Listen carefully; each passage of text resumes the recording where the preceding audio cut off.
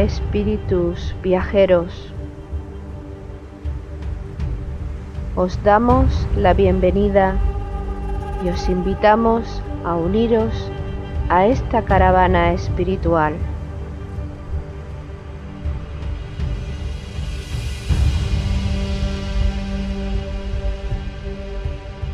Recorreremos los áridos desiertos de nuestro egoísmo personal.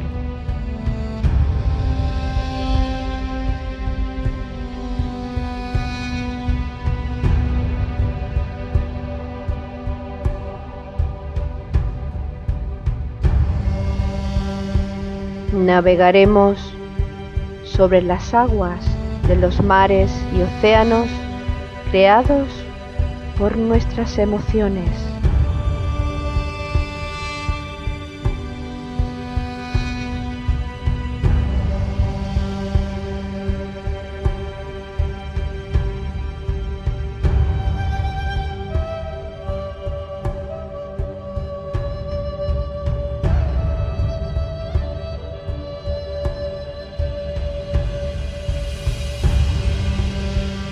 Caminaremos por los fértiles valles de nuestro despertar espiritual.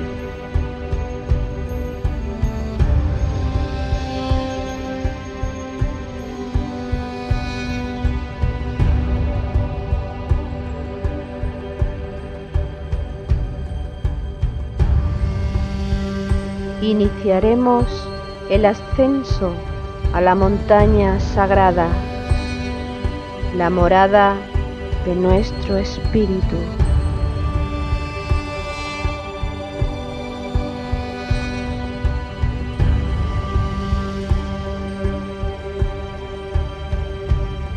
Espíritu viajero, si sientes la llamada de tu corazón deseoso, únete a nuestra caravana hacia Shambhala con alegría y gozo.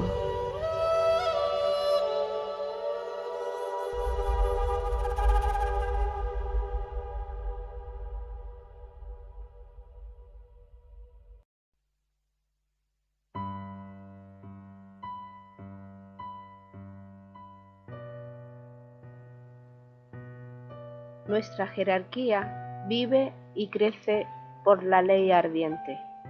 Nosotros, los Arhat, nos regocijamos ante el fuego de la vida e incluso más ante el crecimiento de la llama de la evolución.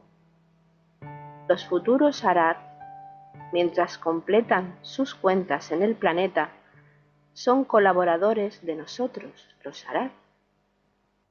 Cuando la jerarquía es enriquecida, hay un festival cósmico. La ley es una y eterna. La ley es confirmada por el cosmos. Nosotros vemos el esplendor de los mundos. Nosotros vemos lo que se ha logrado y el camino sin fin. Nosotros vemos el esplendor de la Madre del Mundo. Nosotros vemos la marcha interminable.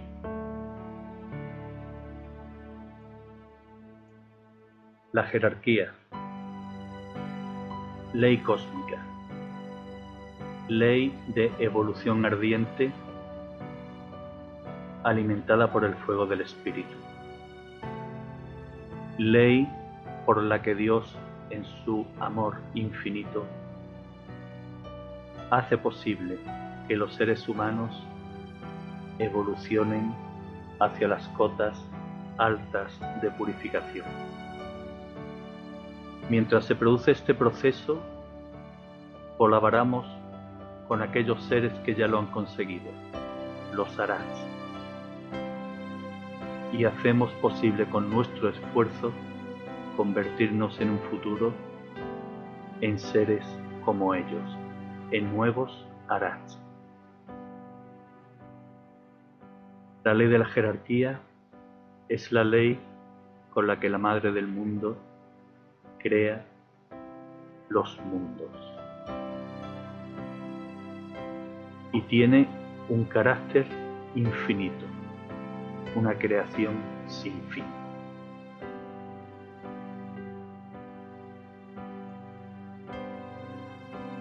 Espíritus viajeros, hermanos, bienvenidos a esta tercera jornada de la caravana espiritual hacia Shambhala.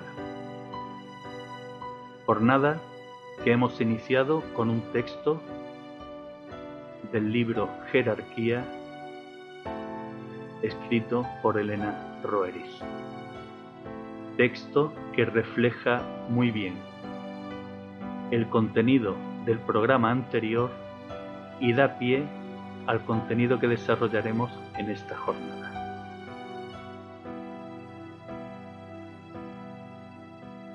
Organizan la caravana Loli Bermúdez y Paco Ortiz.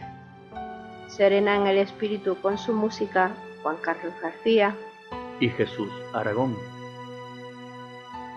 Avanzan por el sendero junto a nosotros Ana Castro y Jesús Jurado, y todos los que nos oigan y sientan la llamada de este peregrinar hacia el reino del Padre.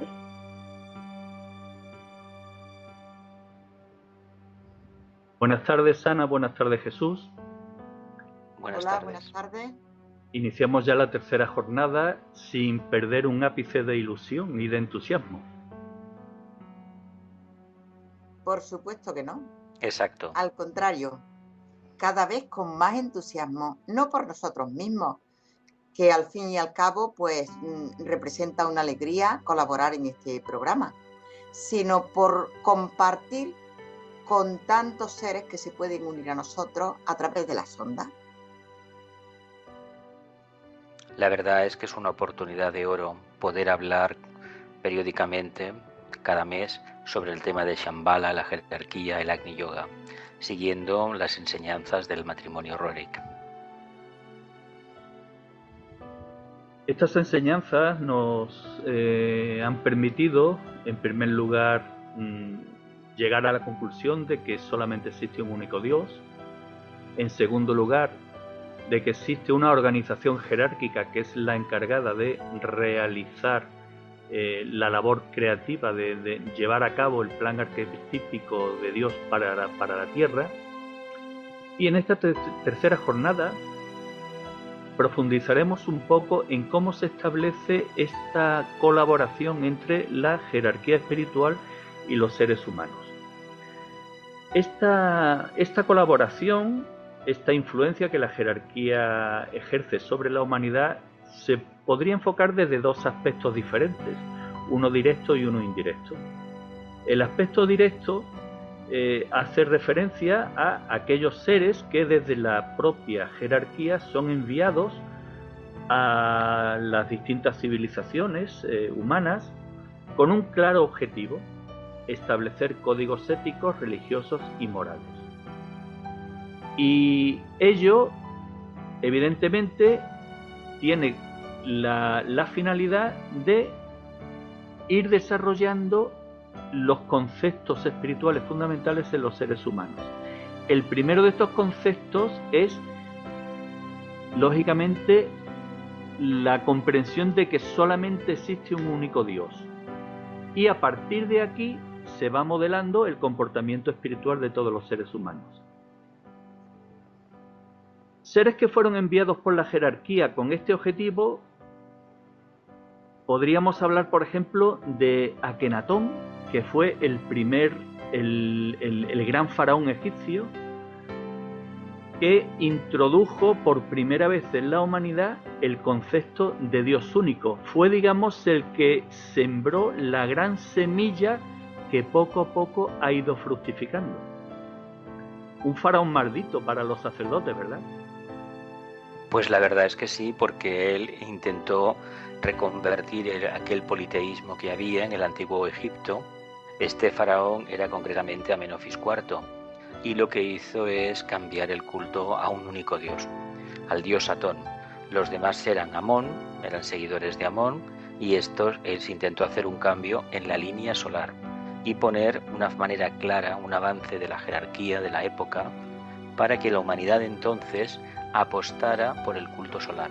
por el desarrollo de la conciencia y dejara de lado todos aquellos cultos que lo único que pretendían era dispersar la conciencia y aumentar el poder de la personalidad. Culto solar que, pasado el tiempo, fue retomado de nuevo por Zoroastro en toda la zona central de Asia, en Persia. Pero curiosamente, prácticamente un siglo o siglo y medio después de que Akenatón sembrase la gran semilla del Dios único, aparece el mago blanco por excelencia, aparece Moisés, que además de llevar a cabo una misión importantísima que fue la de liberar al pueblo judío de la esclavitud egipcia, introdujo en el pueblo judío, una vez arraigada la idea del Dios único, introdujo un código moral que no pierde actualidad a lo largo del tiempo: las tablas de los 10 mandamientos. La verdad, aquí hay que matizar una cosa, y es que este caudillo, este guía espiritual, uno de los muchos que tuvo el pueblo judío, lo que nos enseñó fue ni más ni menos subir a la montaña. El mito de los 10 mandamientos que Moisés recibe en las tablas de la ley, según vimos aquella película de los 10 mandamientos en su momento, es ni más ni menos que subir la montaña de la transfiguración, el mito de Capricornio, y los 10 mandamientos es el cumplimiento estricto del karma. No en vano Capricornio está regido por Saturno a nivel externo y a nivel esotérico, a nivel interno. Quiere decir que o cumplimos los mandamientos divinos, es decir, la ley del karma, la ley de la justa retribución, no generamos más conflicto, sino que lo disolvemos por nuestro estado de quietud, o realmente la subida a la montaña no se va a producir nunca. Realmente estamos hablando de símbolos, porque cuando algún día tengamos el conocimiento directo, veremos la realidad de cada símbolo que manejamos. Estamos hablando del Sol, que es el Padre Universal, la Tierra, que simboliza la Madre Naturaleza y la fecundidad, y en todas las culturas y religiones se nos habla del Dios Sol. Y no hemos de apropiarnos textualmente de lo que diga nadie, pero sí que debemos extraer la sabiduría y enseñanza de los distintos símbolos y qué simboliza el Sol si no es la luz, vida y radiación. El Sol es el símbolo de la luz que genera vida y transmutación. Y en este sentido nos dice Onram Michael Ivanov, el maestro Onram Michael Ivanov, nos dice: cuando di mi primera conferencia en 1938, hablé de la luz del Sol y de la fuente. ¿Por qué? Porque el Sol, la luz y la fuente son la misma cosa. El Sol con su luz es una fuente. La verdadera fuente está arriba. La luz es agua que brota del Sol. La luz es blanca y aunque el agua sea transparente, se trata siempre del mismo símbolo. Estamos hablando de símbolos y ahora al hablar también de las tablas de Moisés, también Jesús ha hecho referencia al símbolo de la montaña. Subir la montaña y las tablas de la ley, que son las herramientas que tenemos que subir para cumplir nuestro karma. Además, Ana, tú has hecho referencia al maestro Ivanov, y es algo que a mí me agrada porque fue uno de estos seres con los que, a través de sus lecturas, adquieres un conocimiento diferente. Y él hace referencia mucho, cuando se habla del Sol, hace referencia al hecho de que a veces los seres humanos buscamos un ejemplo sobre qué es el amor, o sobre cuál es el mayor exponente de amor que tenemos ante nosotros. Y claro, él menciona al Sol, puesto que no hay mayor ejemplo de un ser que dé su amor, que dé su energía a todo el mundo, a todos los reinos, sin esperar nada a cambio. En la tradición esotérica se dice que el Sol es el gran ejemplo a seguir. Se le indica a los discípulos que se miren en este espejo, que es el sol, y puedan percibir la siguiente idea. El sol, cada día, calienta todo el universo manifestado, es decir, no hay días, hay un eterno ahora. Y que se sepa, hasta el presente, jamás ha pedido nada para sí. Al futuro discípulo se le indica siempre que solamente tiene tiempo para dar, no para pedir, dar. Y en la medida que da, es decir, que tiene luz, que tiene amor, que tiene cumplimiento del propósito divino, que tiene un conocimiento exacto de lo que es el culto solar, le será dado para que pueda dar nuevamente. Pero no debe nunca pedir para la personalidad, para el yo separado.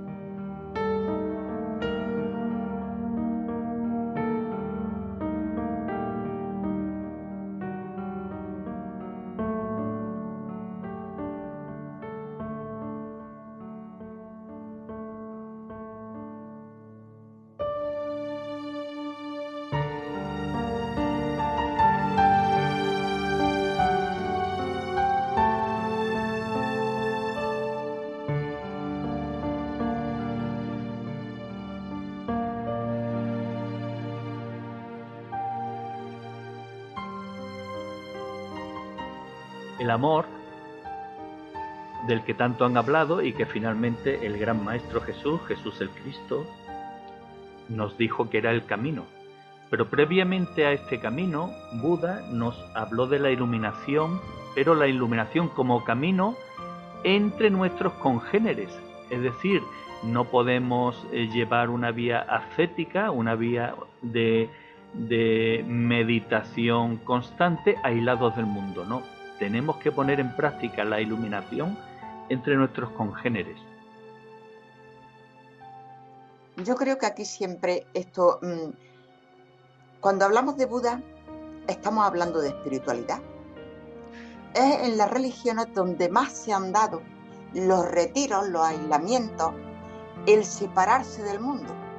Pero en espiritualidad estamos hablando más que nunca y con fundamento de la unidad que somos. Y como tal unidad no debemos separarnos. Debemos estar, y por eso es tan difícil el camino espiritual, porque tenemos que ir por el camino de los hombres conociendo los caminos de Dios. Y servir y respetar y ayudar y comprender, lo cual no es tarea fácil. Pero cuando lo entendemos, cuando sabemos que este es el camino, porque yo creo que pese a que hablamos de muchos caminos, igual que hay muchos ríos que desembocan en el mar, pues también hay muchos senderos, muchas religiones que conducen al camino. Y yo pienso que al final todos llegamos al camino directo que nos conduce a la casa del Padre. Y entiendo que ese es el camino espiritual. Creo que antes de llegar al sendero espiritual hemos pasado por muchas religiones, porque las religiones que necesitan, las religiones dan órdenes a sus seguidores y sus seguidores obedecen. En la espiritualidad nos sentimos hijos de Dios con la misma libertad que Dios tiene y que nos ha otorgado, y seguimos libremente y por decisión propia el camino. Entonces es infinitamente más difícil que el camino de una religión, pero yo entiendo que el sendero espiritual es el camino, él, sin que haya otro. Los otros nos han conducido al sendero. Y además es el camino que para ponerlo en práctica se hace de una forma muy fácil, que es caminar en la vida con rectitud y con ética. Dos cuestiones que brillan por su ausencia en la inmensa mayoría de los seres humanos en la actualidad y, por supuesto, en gobernantes, sindicalistas, grupos económicos, etcétera, etcétera, etcétera. Rectitud y ética, de la que hablaron Lao Tse y Confucio entre otros, además de los maestros de los que ya hemos hecho referencia. Por eso yo creo que, bueno, yo creo no, todos, yo creo que los que estudiamos espiritualidad lo hemos leído, lo asimilamos porque entendemos que es lógico que a través de los tiempos, algún día, la jerarquía se manifestará en la tierra y tendremos gobernantes justos con amor a la humanidad, con el único deseo de servir, y lógicamente el mundo cambiará. Eso ocurrirá cuando nosotros hayamos hecho el trabajo necesario. De momento, ¿qué nos toca? De momento nos toca desempeñar nuestro puesto de trabajo X, el que sea, que ese puesto de trabajo no sea solamente un puesto que nos da una remuneración, sino en el que podemos expresar nuestra conciencia, nuestro deseo de servicio, nuestro amor a la humanidad, y eso no hay nómina que lo pague, pero lo podemos y lo debemos hacer. Expresar nuestra conciencia en nuestro trabajo, en nuestra familia, en nuestros amigos, en nuestro caminar diario. Y si nosotros vamos cambiando y vamos expresando nuestras conciencias, al final colaboraremos en que la justicia y el amor se impongan en el mundo.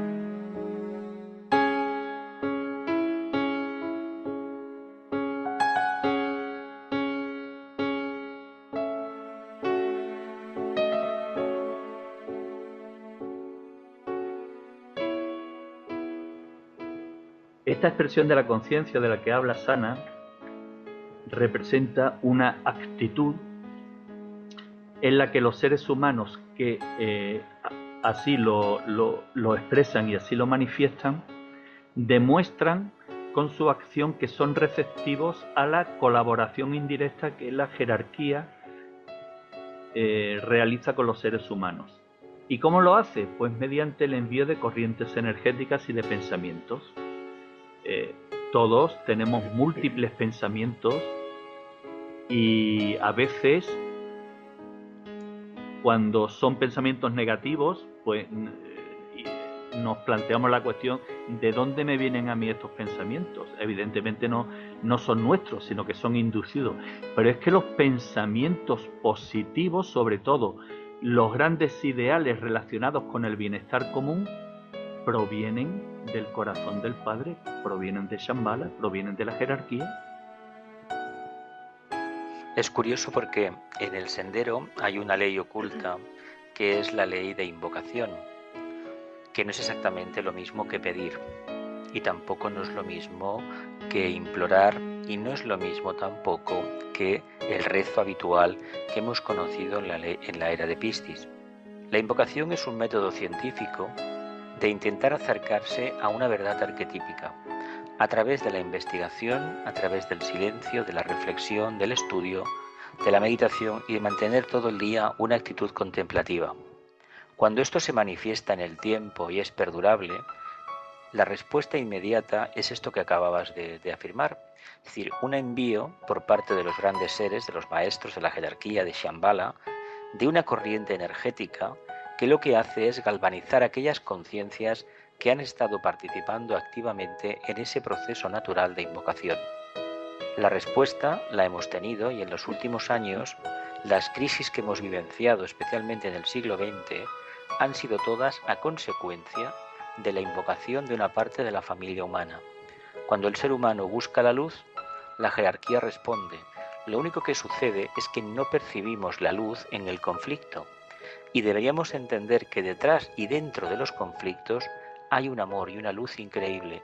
Lástima que nos quedemos en la puerta, nos asustemos, no anhelemos profundizar más en el conocimiento del cuarto rayo, de la armonía a través del conflicto, Y en lugar de perseverar, imponer ahí nuestro punto de vista ponderado, es decir, el amor que debemos tener siempre, preferimos apartarnos, con lo cual infringimos la ley oculta.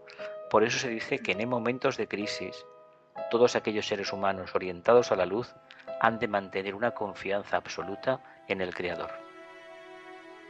Sin Pues embargo, yo apuntaríais en esto que has mencionado, Jesús, que efectivamente las corrientes energéticas a veces pensamos que son solamente unos rayos de luz que nos iluminan.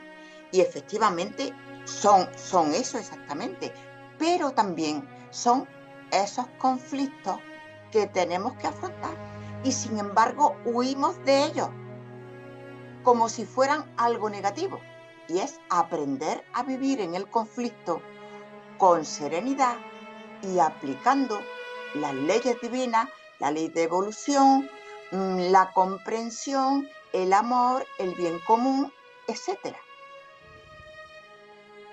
Sin embargo, hay épocas en las que esta ley oculta, a la que has hecho referencia, Jesús, se hace bien manifiesta entre los seres humanos.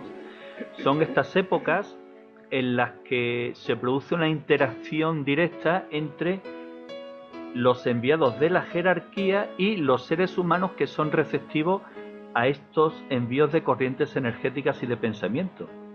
En la historia hay constancia de dos grandes épocas que manifiestan este aspecto. La primera, la época de la Grecia clásica, que fue todo un ejemplo en la que a través de los grandes filósofos se pusieron en conocimiento las grandes leyes universales, las grandes leyes de evolución cósmica y además grandes códigos éticos y morales. Y entre estos seres hubo dos que destacaron por encima de todos, Pitágoras y Platón. Pitágoras, que trató de dar una explicación de la creación divina a través de las matemáticas. Y Platón, que nos transmitió esas leyes divinas y además nos habló del pasado de la humanidad con carácter mitológico, el célebre mito de la Atlántida, entre otros. De hecho, le debemos a él, a Platón, tanto Platón como Pitágoras son dos grandes maestros de la jerarquía. Hay que decir una cosa, a los dos les debemos algo maravilloso, pero el caso de Platón es sobresaliente porque la tradición de Atlante la tenemos a través de él. Él la recibió, era un iniciado en los misterios de Eleusis, era un ser con una evolución muy avanzada, pero lo importante de él, aparte de la tradición iniciática de la Atlántida, es explicarnos por qué la humanidad está de espaldas a la luz. En el famoso mito de la caverna, sabéis que Platón eran unos diálogos ficticios en sentido de que era una manera de trabajar como si es el mejor método que hay, preguntas y respuestas, el método socrático por excelencia de evolución de la conciencia. Él intentó explicar, y para aquellas personas que lo han podido estudiar, se han hecho muchísimos estudios sobre el mito de la caverna, pero a nivel esotérico, a nivel espiritual, nos interesa conocer un detallito del mito. Es muy sencillo. Los seres humanos estamos de espaldas a la luz porque estamos ensimismados con el mundo emocional, con el mundo astral. Él lo comparó, fijaos, hace 2500 años no había el cine, pero básicamente daba a entender que los seres humanos estábamos en una sala oscura y estábamos mirando una pantalla que eran básicamente sombras. Y aquellos que habían tenido la suerte de salir de ese estado de conciencia decían, no, esto es irreal, lo real es lo de los mundos superiores. Claro, nadie le hizo caso con ese mito. Muy poca gente, muy pocos humanos de la época, y todavía me atreveré a decir en la actualidad, son capaces de desentrañar este mito, que también hay que decir que es un secreto iniciático. Con el tiempo esto se irá comprobando a nivel personal. Pero esa información ha servido de base para muchas escuelas esotéricas sacar de los estudiantes, de los futuros discípulos, lo mejor que tenían dentro, haciéndolos, no imponiéndoles un código determinado y una forma de pensar, sino sembrando dudas, y en la medida en que cada estudiante resolvía el enigma, iba descubriendo lo que significaba la caverna y se iba apartando de ese estado de conciencia y salía fuera a contemplar la verdadera luz del sol, que es la luz del alma. La segunda gran época fue la época que puso fin a la época trágica de la humanidad, la Edad Media. Nos referimos al Renacimiento. El Renacimiento en el que hubo una explosión de búsqueda de conocimiento, un mirar hacia atrás precisamente a los clásicos de la Grecia antigua, hubo una explosión cultural. Y en esta época tuvo una importancia muy importante un personaje, ¿verdad, Loli? Leonardo da Vinci. Pues sí, precisamente Leonardo da Vinci es considerado por la jerarquía como un discípulo bien amado, puesto que estableció las bases del desarrollo científico de la era moderna. En la época de la Atlántida existía un gran desarrollo tecnológico. Tenían naves voladoras, y eso lo podemos ver, pues, por ejemplo, en los jeroglíficos egipcios, que ahí hay ciertos trozos que son aviones. Y tras la desaparición del continente surgieron las leyendas de ciertos aparatos que volaban, pájaros de acero, alfombras voladoras. La gente decía que Salomón poseía un aparato que surcaba los cielos. Y finalmente Leonardo dio forma con sus diseños a estas leyendas que describen una realidad, pues, ancestral. La aviación, yo creo que ganó mucho con los bocetos de Leonardo. ¿Cuánto le debemos a Leonardo, verdad? Le debemos muchísimo.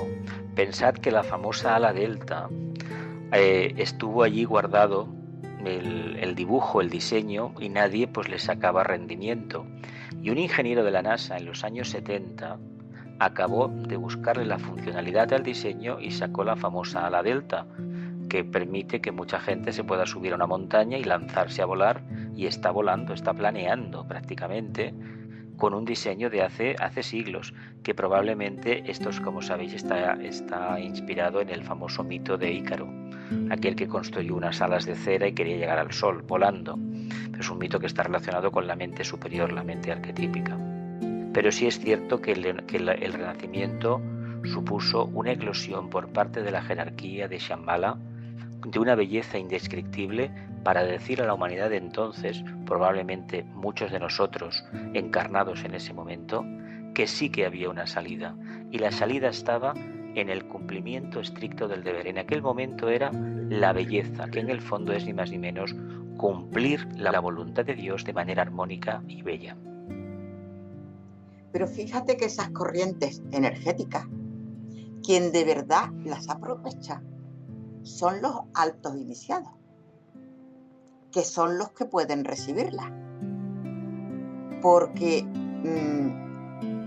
nosotros somos los que nos tenemos que acercar a los maestros, porque para elevar nuestras vibraciones y hacerlas compatibles con las del maestro.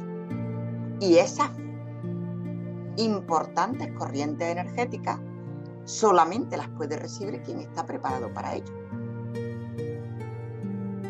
Además, Ana, precisamente el caso de Leonardo presenta una curiosidad que los investigadores intentan encontrar una explicación y la verdad no la hallan.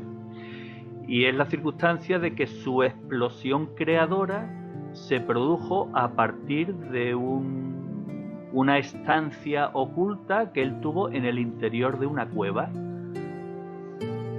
Estuvo en ella, creo que fueron varios días, y bueno, es como mínimo curioso por el hecho de, como bien has hecho referencia, Ana, era un iniciado, él estaba en condiciones de percibir esa influencia energética y ese conocimiento, pero es que además el interior de la cueva, los pasajes subterráneos, todas las leyendas los atribuyen o relacionan con el mundo intraterreno, Shambhala, aunque no es exactamente lo mismo, pero existe una cierta conexión.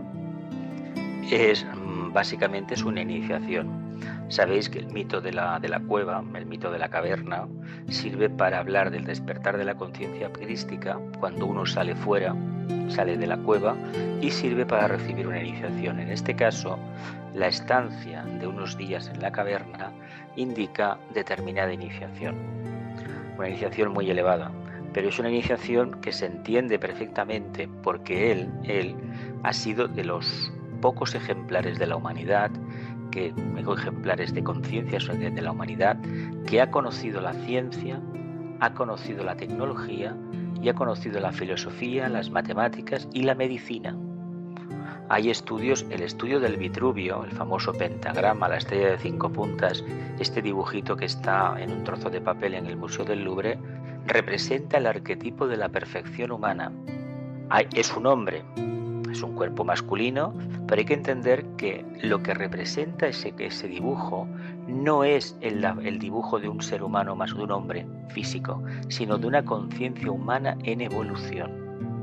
Olvidémonos de si tiene sexo o no tiene sexo. El alma, como tal, el arquetipo, no tiene sexo. Lo coge aquí en los planos karmáticos.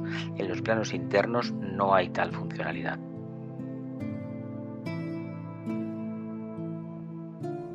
En definitiva, se establece una colaboración entre los seres humanos y la jerarquía espiritual con un claro propósito: ayudar a progresar a la humanidad.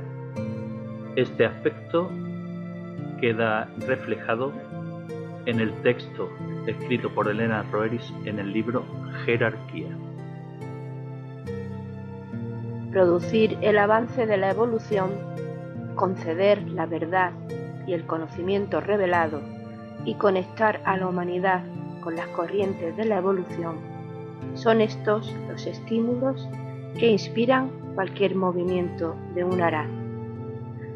Estos esfuerzos espaciales son los fundamentos de nuestra cooperación. Sí, sí, sí. Así servimos nosotros al progreso de la humanidad.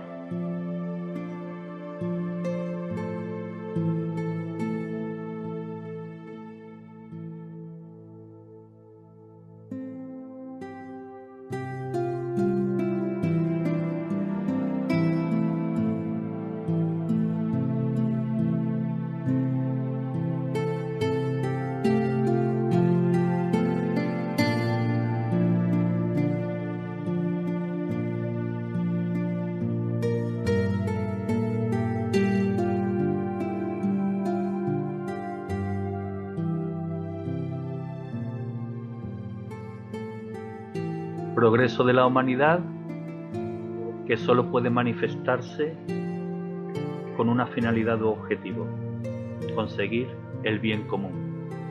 Eso de lo que últimamente se está hablando bastante a nivel social. Pues sí, el bien común, que es lo que espiritualmente llamamos buena voluntad, pero que tiene un estatus todavía mucho más alto, que es la voluntad al bien. Esto lo podemos pensar, lo puede pensar todo el mundo, pero principalmente lo utilizamos los que estamos en el camino espiritual, porque normalmente el que no es consciente de que somos seres espirituales no llega a pensar que mi voluntad debe ser la voluntad de Dios. Pero nosotros sí que debemos asumir esa realidad para caminar y actuar de acuerdo con la voluntad de Dios. Si nosotros, que no somos ni gobernantes ni tenemos puestos de poder, actuamos de acuerdo con la voluntad de Dios, yo pienso que no sabemos los efectos que eso puede tener. Y nosotros estamos aquí para recibir esas instrucciones de los maestros y hacer nuestro trabajo aquí en la tierra. Y en ese trabajo aquí en la tierra estamos colaborando todos unos con otros. Estamos haciendo o debemos hacer el bien común, que la unidad realmente sea la beneficiaria de nuestro trabajo, de nuestros pensamientos, de nuestras palabras, de nuestros actos. Cuando la conciencia despierta, el ser humano tiene una tendencia a identificarse con el otro, con el hermano, el vecino, el grupo, la ciudad, la nación y con todo el mundo. Esta actitud interna está sustentada en la percepción intuitiva de que el mundo y la conciencia universal camina hacia la síntesis, hacia la unidad, hacia el uno, que es la conciencia del Logos, es la conciencia de Dios. Por lo tanto, lo que hacemos los humanos en determinado grado de evolución es ni más ni menos que seguir esa trayectoria. Hacer lo mejor, utilizar las energías volitivas, las energías de voluntad que la personalidad tiene, y ponerlas al servicio de todos los demás, del grupo, del bien común de la humanidad.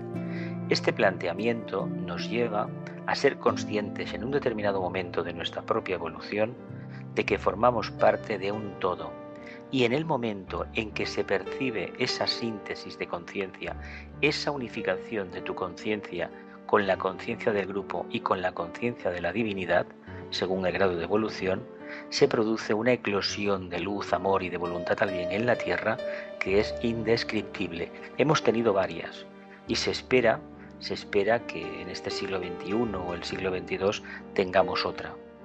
Pero lo importante es que entendamos que viviendo la vida sencilla, la vida simplificada, de acercamiento a la síntesis, lo que estamos propiciando es que el bien común se establezca plenamente en la Tierra.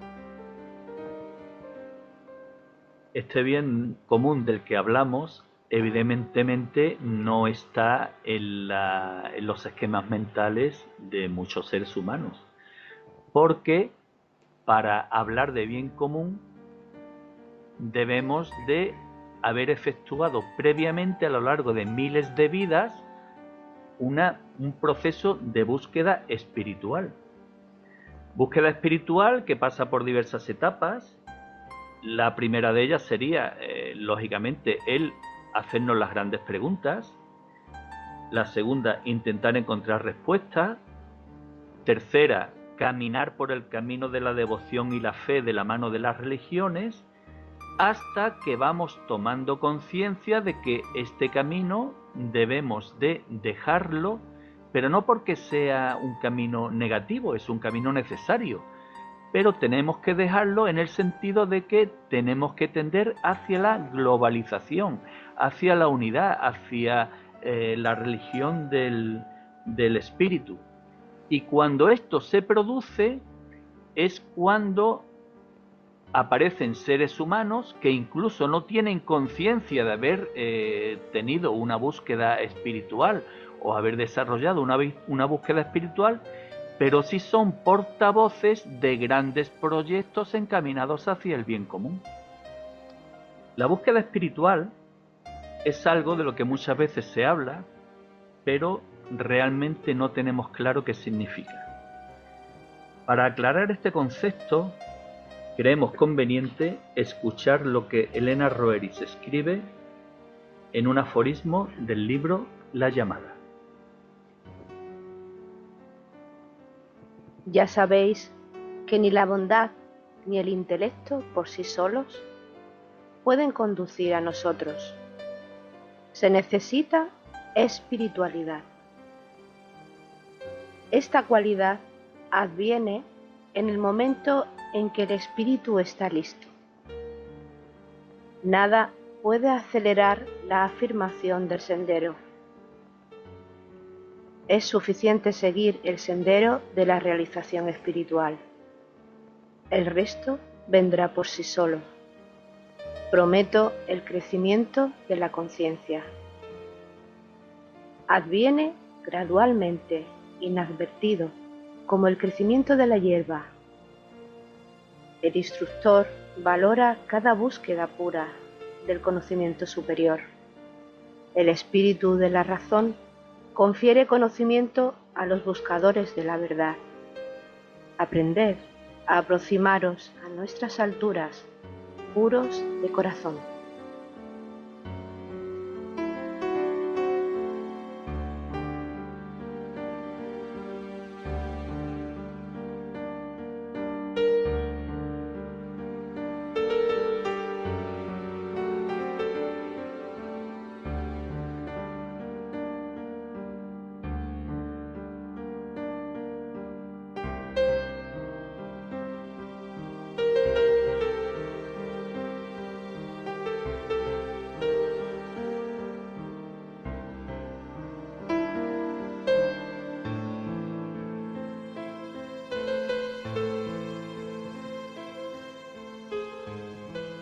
hablando de la búsqueda espiritual, en esta vida, y para explicar un poco lo que es espiritualidad y lo que es el espíritu, en esta vida yo buscaba desde que era una niña algo superior de lo que no tenía el nombre.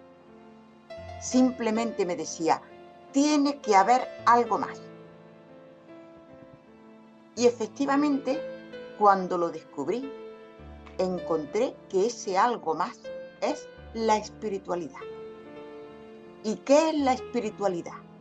Sino la vida del espíritu.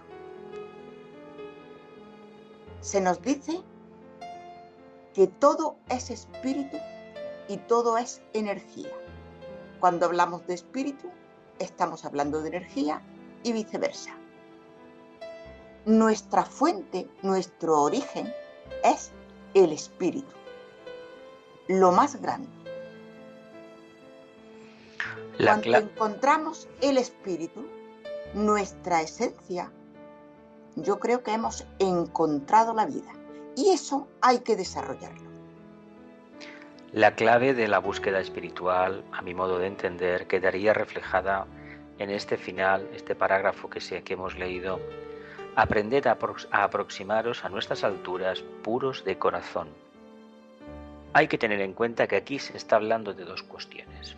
A nuestras alturas, por lo tanto, la altura que el ser humano tiene que ascender, el punto de conciencia que tiene que escalar, es practicar el tema del mito de la subida a la montaña. Es decir, tiene que aprender a vivir en la cabeza, concretamente en la glándula pineal, donde está el asiento del alma, en la cima de la cabeza, el centro coronario o centro Sahasrara.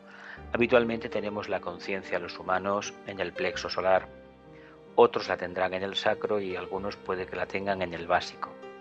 Es decir, hemos de saltar el diafragma, la gran muralla separativa que nos pone en la tesitura de escoger, o bien continuamos siendo humanos afectados por el karma, padeciendo sus consecuencias por no tener una comprensión clara o no aplicar la energía volitiva para dar el salto, o nos arriesgamos, saltamos la muralla, rompemos el aislamiento y nos encaminamos hacia la casa del Padre, hacia los chakras superiores, corazón, laríngeo, ajna, Sahasrara, alta mayor.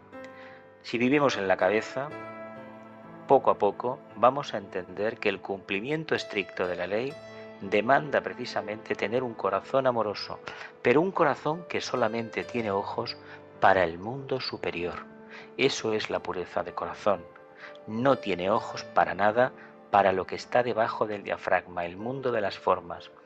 Pensemos que la pureza no es tanto dejar de hablar mal de la gente, que eso no hay que hacerlo nunca, de criticar, que hay que moderarlo esto mucho, sino que la pureza consiste en un momento determinado en aprender a pensar con el corazón y a amar con la mente. Puede que esta expresión todavía esté muy lejos para muchas conciencias humanas, pero también hay que decir que cada vez hay más conciencias humanas que entienden esto de pensar con el corazón y amar con la mente. ¿Parece una contradicción? En un momento determinado vamos a descubrir que son dos puntos de vista diferentes de ese estado de conciencia de síntesis hacia el cual nos aproximamos. Y de modo práctico, qué gran verdad encierra este texto cuando dice es suficiente seguir el sendero de la realización espiritual. El resto vendrá por sí solo. Es decir, no tenemos que esperar nada. Todo vendrá cuando llegue su momento.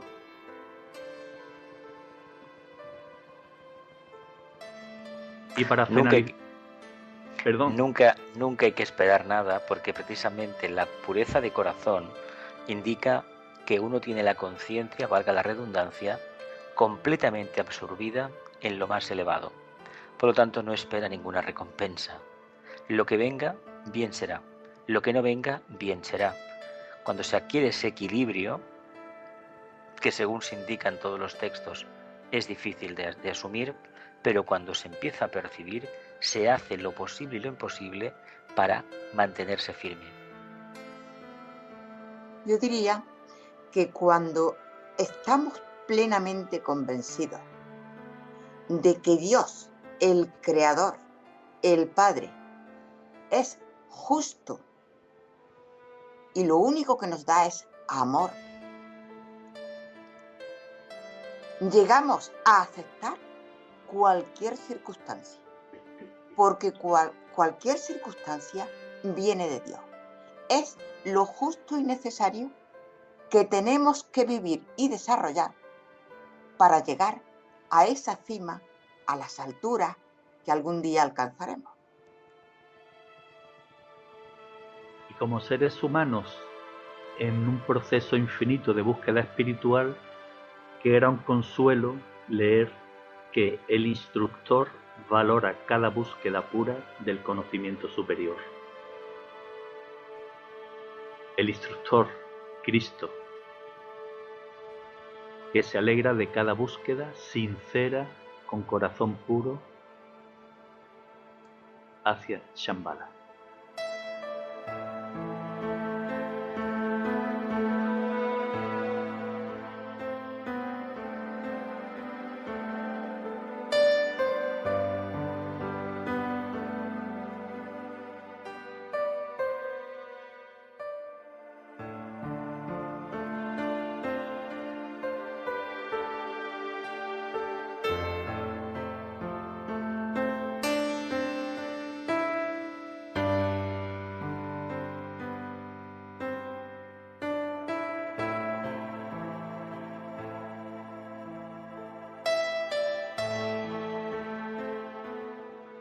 Este conocimiento, más que obligarnos, nos abre la posibilidad de tomar conciencia del respeto que como seres humanos debemos tener hacia el principio de jerarquía. Y quienes realmente eran conocedores de este principio y lo respetaban, eran las sociedades antiguas, no muy lejos del tiempo. Podemos hablar de sociedad antigua hace 50 o 60 años, con el respeto a nuestros mayores. Por ello hay un texto que hace referencia a este aspecto nuevamente del libro La Llamada, que nos dice: respetad el principio de jerarquía. En las hermandades, grandes y pequeñas, todas las acciones son dadas a través de los mayores. Pueden existir enseñanzas e inspiraciones, mas las acciones se originan desde la fuente una.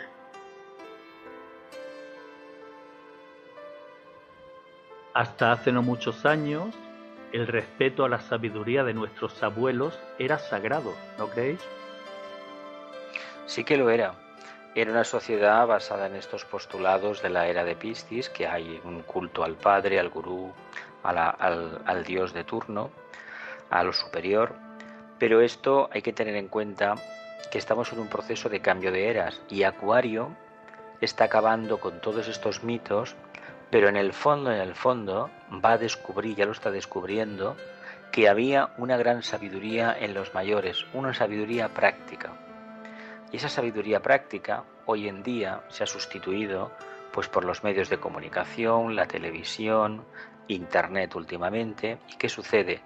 Que aquella información, aquel conocimiento práctico de la vida que te transmitía tu padre, tu abuelo, los familiares, el entorno más directo, la sociedad, la figura del maestro de escuela, una figura que últimamente está denostada, pero que hay que agradecer los que ya tenemos cierta edad de que hemos tenido la oportunidad de conocer a maestros y a maestras que les hemos visto un alma entregada al servicio increíble.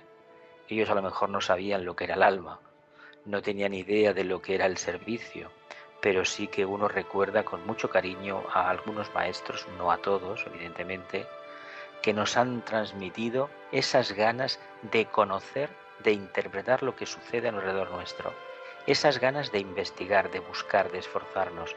Y esto, francamente, es lo mejor que te puede transmitir un ser humano, le puede transmitir un ser humano a otro.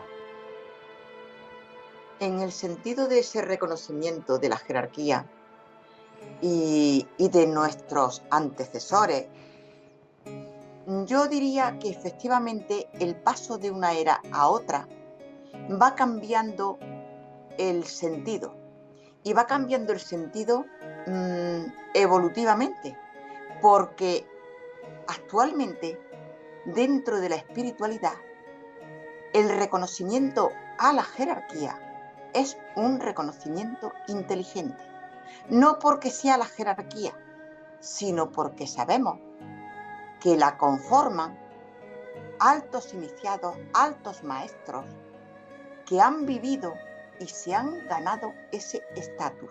Por lo tanto, ocupan el lugar que tienen que ocupar y además lo ocupan sirviendo. Con lo cual, yo creo que estamos avanzando y aceptamos y respetamos a los demás desde el pleno conocimiento de que el amor debe respetar y desde el pleno conocimiento de que la jerarquía es un estatus que se alcanza por el propio esfuerzo y para servir. Servicio que está asociado al bien común, pero servicio que no todos los seres humanos desarrollan o realizan desde el mismo nivel de conciencia. En este aspecto se pueden establecer tres grandes grupos de colaboradores con la labor jerárquica de la jerarquía espiritual planetaria. El primer grupo de colaboradores sería aquel tipo de seres que no son conscientes de la labor espiritual que están realizando. Esto es un aspecto que está reflejado en el año 1925 aproximadamente en el libro Iluminación, pero que no deja de tener actualidad. Entre estos grupos de personas conscientes y que desarrollan una labor de servicio y de búsqueda del bien común, catalogan a los obreros, los granjeros, estudiantes y con menos frecuencia las familias. Pero también en los tiempos actuales podríamos incorporar a estos grupos pues todos aquellos miembros que pertenecen a ONGs, todos aquellos miembros que pertenecen a agrupaciones solidarias, a agrupaciones que tratan de realizar un cambio social, un cambio de paradigma en la humanidad, un respeto entre todos los seres humanos, una interacción efectiva y unitaria entre las distintas religiones, etcétera, etcétera. ¿No os parece? Es que dentro del cumplimiento del plan, todos estamos colaborando, consciente o inconscientemente. Antes de despertar, de reconocer la espiritualidad como el camino que nos lleva directamente a la casa del Padre, todos hemos ido caminando, evolucionando a ciegas prácticamente. Esas buenas personas que no saben exactamente ni siquiera que son buenas personas en un sentido más elevado, están avanzando y colaborando con su buena voluntad en el plan de Dios y están colaborando sin darse cuenta.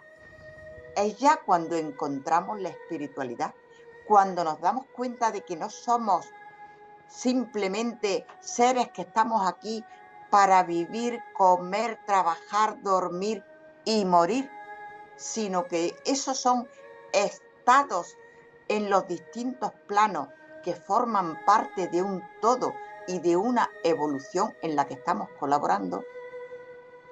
Al final nos damos cuenta de que todos, de una forma o de otra, estamos colaborando en ese bien común y en ese plan de Dios en la tierra.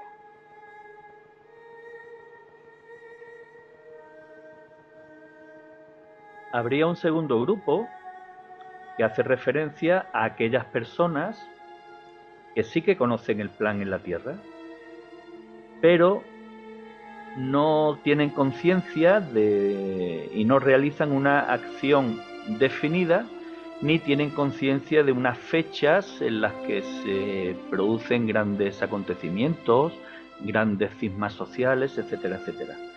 En este grupo estarían enmarcados aquellos círculos de políticos idealistas, de los que actualmente no parece existan demasiados,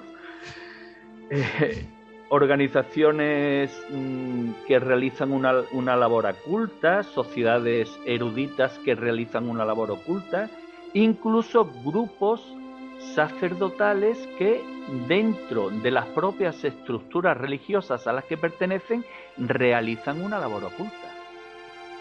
La verdad es que conocer a través de la vivencia de la síntesis el propósito, el plan de la divinidad es algo de profunda enjundia. De hecho, es un privilegio de los grandes iniciados del planeta. Pero a los humanos sí que deberíamos de interesarnos básicamente conocer el plan que afecta a nuestra propia conciencia y al grupo con el cual estamos interactuando.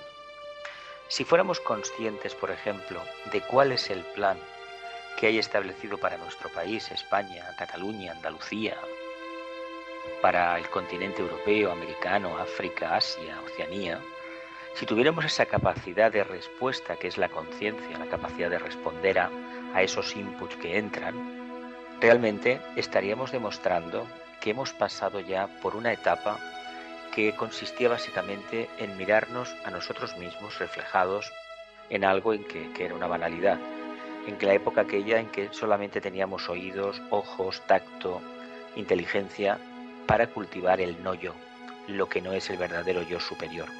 Pero cuando hemos cultivado el yo superior, existe ya dentro de nosotros ese anhelo de cumplir con ese plan, que si tuviéramos la posibilidad de definirlo seguramente no tendríamos palabras. Está en el plano búdico. Es potestad de la mónada conocer ese plan para esta encarnación o para su mundo, para su periodo evolutivo. Pero nosotros podemos reflejar ese conocimiento, esa información en el día a día.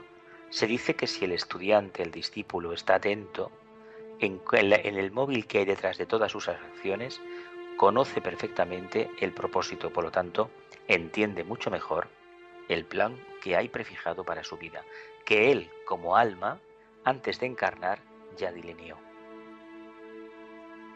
Apuntaría yo aquí que efectivamente el plan es conocido por la jerarquía y nosotros podemos intuir y efectivamente en nuestra vida podemos entender en determinados momentos o a partir de determinadas etapas de nuestra vida el fin principal nuestro, el objetivo nuestro aquí en la Tierra, que para mí me atrevo a decir que es efectivamente esos dioses en miniatura que somos, en miniatura porque tenemos esa semilla espiritual que tenemos que desarrollar. Pues nuestra misión, ¿cuál es? Desarrollarnos como tales espíritus. Cuando ese desarrollo sea completo, el plan surgirá por sí solo. ¿Por qué? Porque estará el espíritu perfecto manifestándose. ¿Por qué tenemos tanta imperfección? Porque nosotros somos imperfectos y nosotros formamos parte de esa unidad. De momento yo creo que hacemos bien, primero, en saber que no tenemos que criticar, en saber que tenemos que hacer el bien, que el que consideramos que está en un plano muy bajo está justo en el plano que le corresponde y que nosotros lo único que tenemos que seguir es avanzando y haciendo nuestra parte.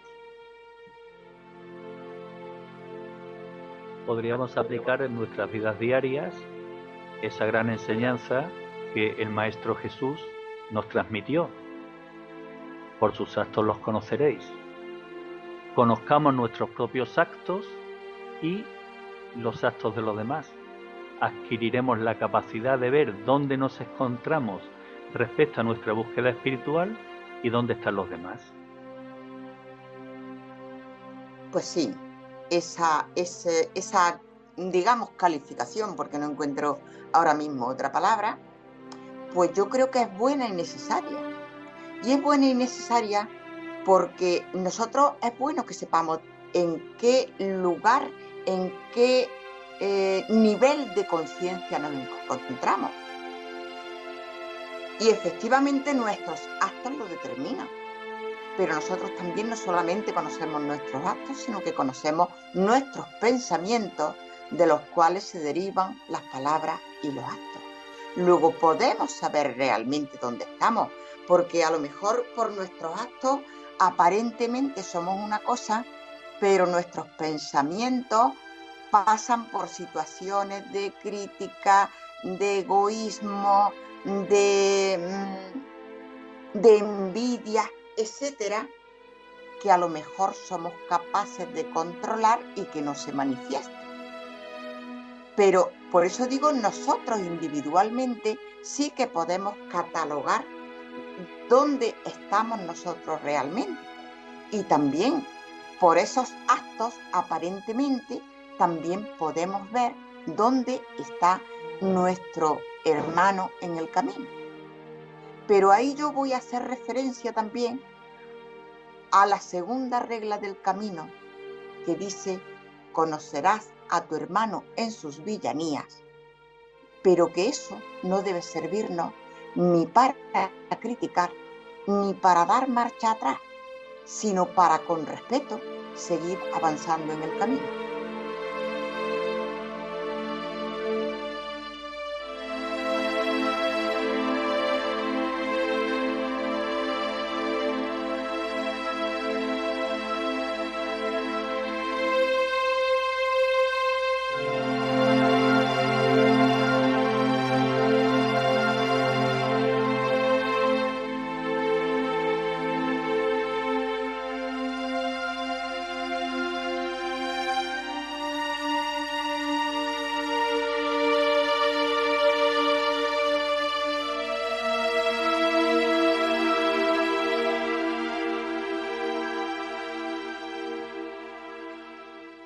La verdad es que el conocimiento, la información, el despertar de la conciencia genera una grandísima responsabilidad.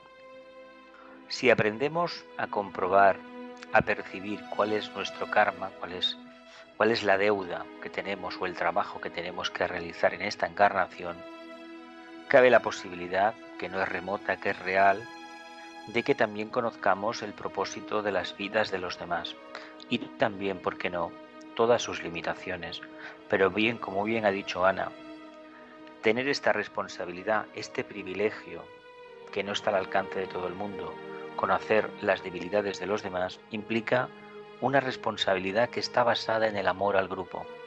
Y cuando uno mantiene, un estudiante, un discípulo, lo debe de mantener, por supuesto, este amor al grupo, no hay espacio para la crítica destructiva. Solamente en aquellos casos en que una vida personal desaforada interfiera en la evolución del grupo, se pueden hacer observaciones.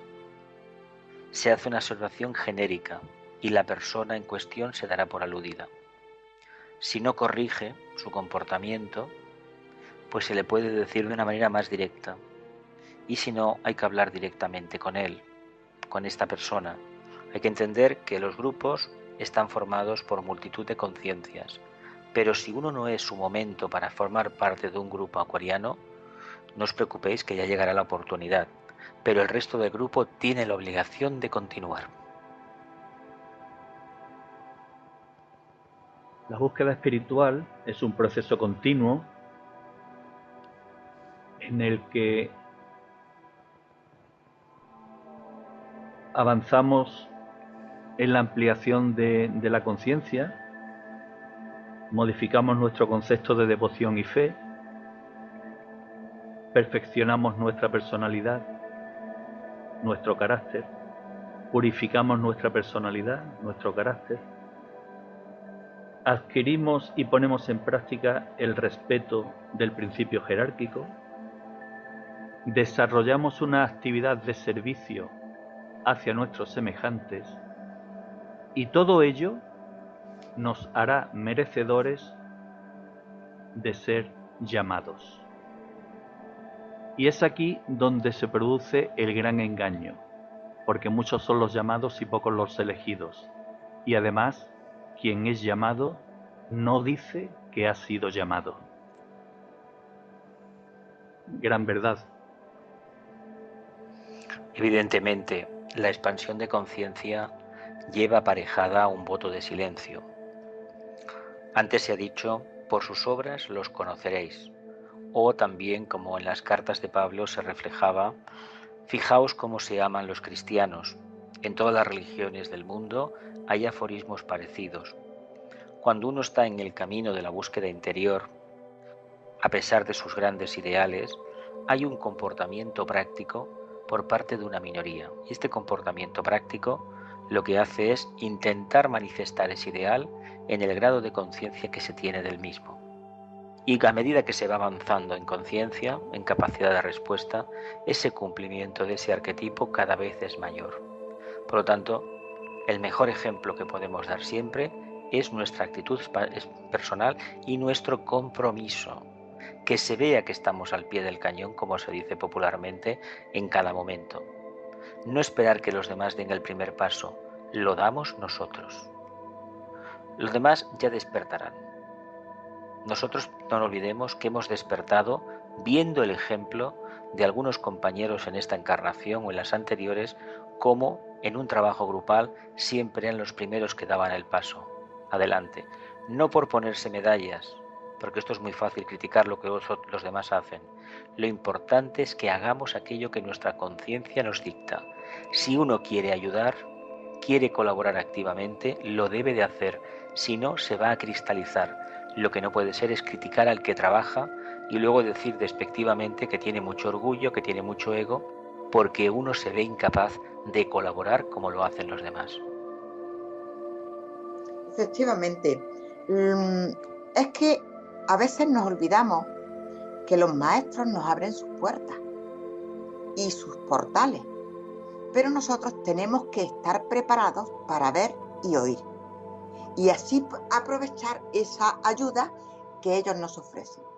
Cuando aprovechamos esa ayuda que ellos nos ofrecen, porque realmente esa ayuda está ahí, y esas inclinaciones a servir, a hacer, a dar esos pasos de los que estamos hablando, efectivamente corremos riesgos. Riesgos me refiero a riesgos humanos. A ser esa diana que todo el mundo ve y que estamos expuestos a críticas. Pero yo creo que si lo hacemos con verdadera humildad, desde el corazón y sabiendo que corremos esos riesgos, merece la pena, y merece la pena seguir adelante y ser conscientes de que estamos aquí, repito una vez más, en el camino de los hombres, conociendo los caminos de Dios.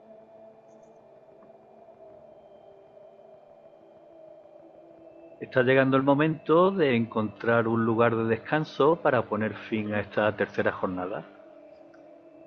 Por ello os pido una leve reflexión para finalizar la jornada, nunca mejor dicho. ¿Quién empieza? Pues cabe decir que nos toca vivir en una época increíble de la evolución humana.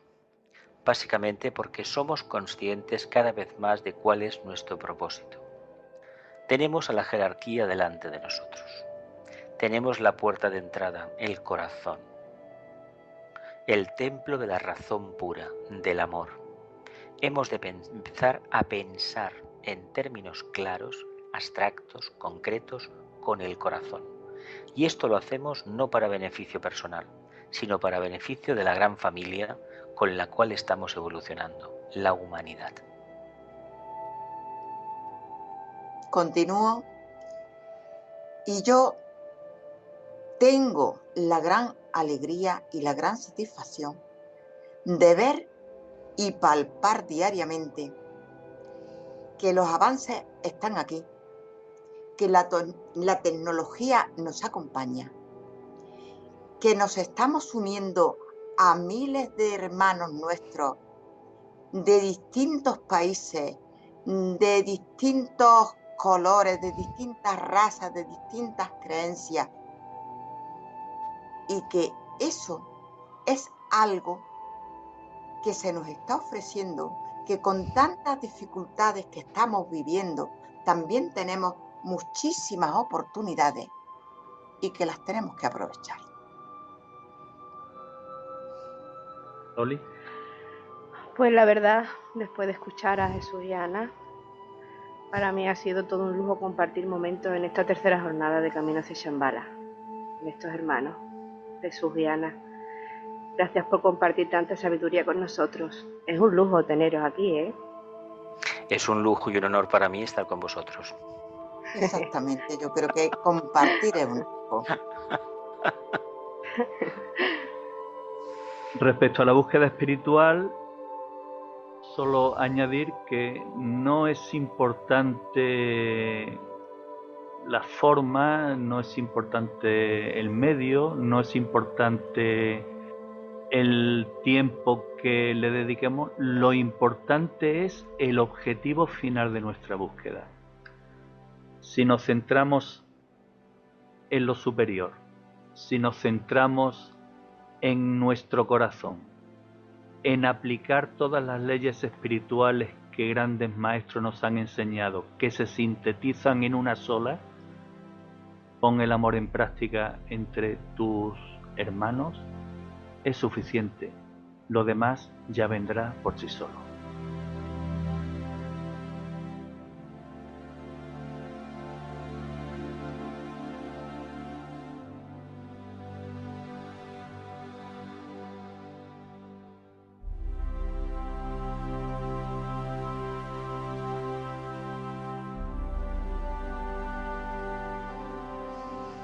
Queridos expedicionarios, este proceso de búsqueda espiritual y de colaboración con la jerarquía espiritual del planeta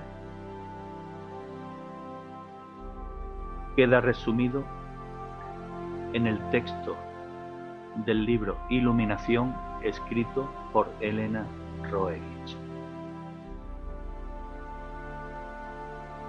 La idea de la comunidad y del bien común es la primera señal de la expansión de la conciencia. La labor del perfeccionamiento sin fin es lo que nosotros ordenamos. La expansión de la conciencia afirmará el conocimiento del espíritu y este conocimiento conducirá a nuestra comunidad. Bienvenidos todos los buscadores del bien común.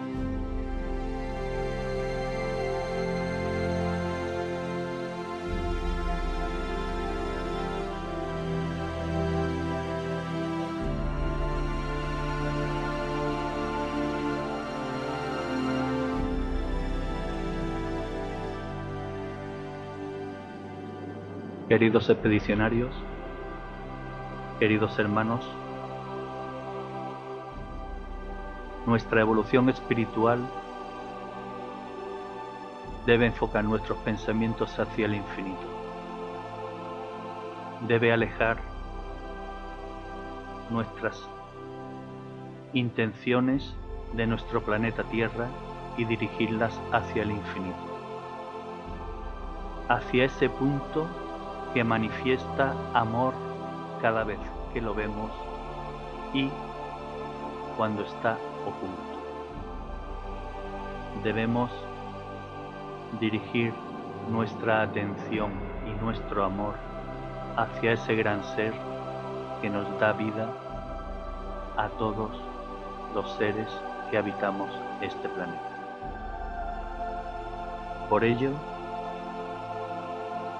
es un acto de amor y de desarrollo de conciencia espiritual dirigir hacia este ser, hacia el sol, nuestra oración. Y lo podemos hacer tal y como nos aconseja Elena Roerich en el libro La llamada.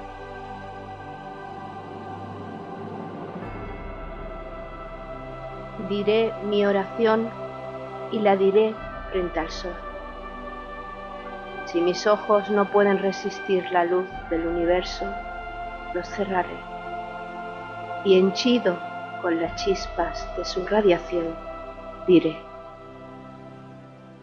aquí contemplo mi sendero y a lo largo de él me esfuerzo con todo mi ser interno.